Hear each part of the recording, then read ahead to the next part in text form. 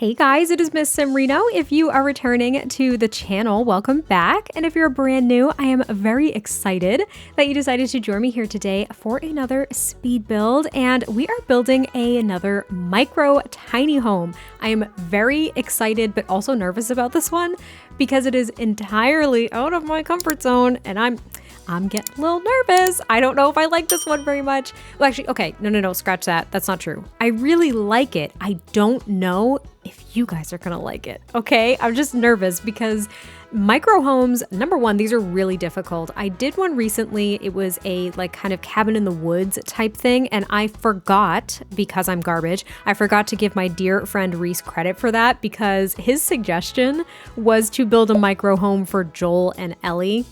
And yes, that's from The Last of Us. I'm obsessed with the show. I have not played the games. Don't ruin anything. Anyway, yeah, that's what that was inspired by. I did not make it for them specifically, but it was definitely inspired by that. So anyway, my other friend here, Chrissy, she commented as well, and she said, why don't you try to build a tiny home for each occult in the game?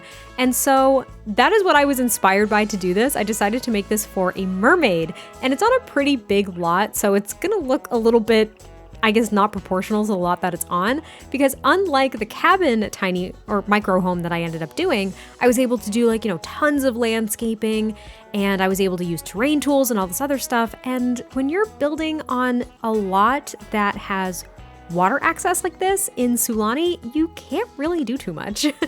So I did kind of struggle a little bit with that, but I am going to try to work through a lot of these suggestions that you all have given me. Like I have a suggestion for like a micro home for each aspiration, which could be really difficult, but kind of fun. I've got like building a micro home only using blank like pack names, so only using a certain pack. I've got some micro home suggestions for certain careers, which could be super cool. There's also micro homes for like townies and stuff. I don't know. You guys came up with some amazing ideas, and I'm going to try to put each comment on the video so you can kind of see what it was inspired by. If I forget, please forgive me, but I am going down this list of suggestions and trying to see which ones inspire me in the moment. And this is something that I've actually wanted to do for a while. I don't think I have ever, correct me if I'm wrong, I think I did a home for like a conservationist when Island Living first came out. That was like one of my first builds with the pack. I did like a little beach shack type thing. I don't know if it was really a starter. I can't remember. But I don't recall making anything specifically for a mermaid.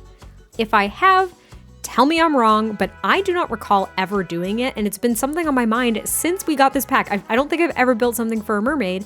Number one, I'm not super big into mermaids, and a lot of the things I was seeing were like super colorful and cutesy and whimsical, and it's not really my style. Like you'll see the colors on the interior. I made so many different decisions. I was so back and forth with things because I'm not a very colorful builder, I don't think. I don't think I am. I think I usually save a lot of color for like kids' rooms and things like that, but not really for occults, and definitely not things like this cutesy. I don't know. I'm just super uneasy about it, but I hope you all like it. It is absolutely a micro home, so you will reap all of those benefits of I still haven't checked. I think it's a tier 1? Is it tier 1? I don't remember the way that the tiers are like categorized or how they're like sequenced. I don't remember, but it is a micro home, so you will reap all of the benefits from it. And the one thing that I didn't do with the interior of this build is I did not add a shower or a bathtub, because from what I recall about mermaids is they just need to be in water. At some point, they have like a water meter, essentially. I don't recall if they have a hygiene meter. If they do, I am so sorry. You're just gonna have to add a shower or something.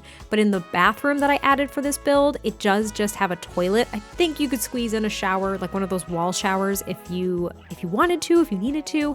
But at least with the water needs, they're on the water. They could just go into the water and, be all hydrated and whatnot. So that was kind of a decision that I made, which you'll see on the interior as well.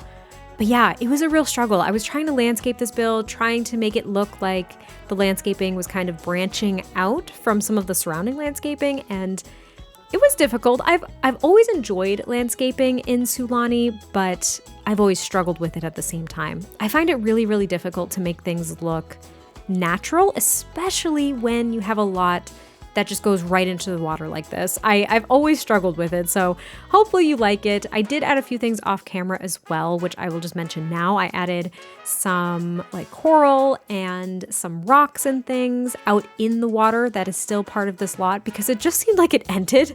Like it's just house and then water. And there seems to be this gap between the corals that you can kind of see out there in the distance and the house. So I tried to make it blend a little bit. I don't know how well it came out, how good it came out, but we shall see. But yeah, I added a ton of palm trees and things because I just love the palm trees that came with this pack. And I also got to use this big open accordion door from the Desert Luxe kit. I was so excited about it. I was going to use the one from the Industrial Loft kit, but I really liked this one.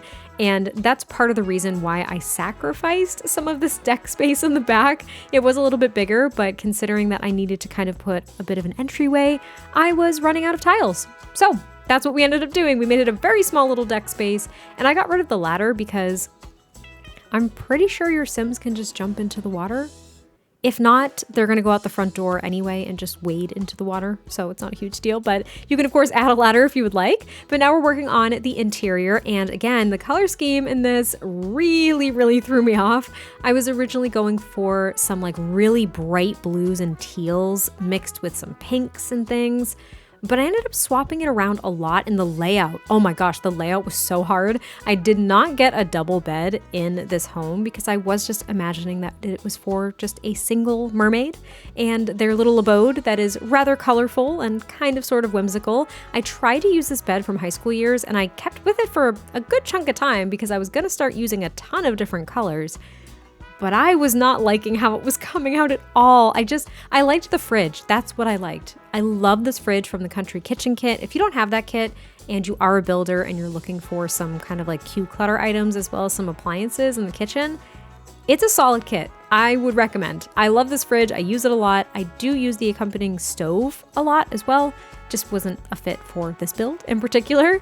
But yeah, I was trying to figure out the layout. I was thinking, okay, let's get a TV in here. Let's get a place to sit, whether that is just like an armchair to watch TV, or if I'm going to put like a little breakfast table in here to eat at, aside from just sitting in this chair, watching TV, eating. I mean, there's nothing wrong with that, but I was trying to get a little bit more creative, I think, than the little cabin in the woods that I did, because in that one there was a fireplace, the kitchen, you know, a double bed, and there was a breakfast table, but there was no television or entertainment outside of a bookcase. So I was just trying to think of some different things that I could do here, and I moved things around more than I care to admit, and I kept it all in because I did this in one full sweep. I think this took me about an hour to build, and that was mainly just playing around with the layout because it was such a pain. I did not like it at all. I was so indecisive. I actually ended up pulling out this love seat from high school years, but I didn't like it at that angle. It seemed like it was taking up way too much space, and I wasn't a huge fan of the swatches. I felt like things were starting to clash. What I ended up doing is I did put the breakfast table out on the deck with the one chair, and it does work. I play tested this. I've been thoroughly playtesting the micro homes specifically because they can be so difficult to cram things into. I playtest all of my builds, but these in particular, I've really been trying to test as much as I can. So that does work. My sim was able to sit out at that table and eat a meal, which was fantastic. And I really just struggled with trying to find a place to put the bed. I think that was the biggest issue, and how to lay out the kitchen eventually, because I don't know, you guys, this one was tough. And if you're noticing, I moved over to Reshade. That's probably not what you're noticing, but I moved back over to Reshade after the G-Shade debacle of 2023. That is the year.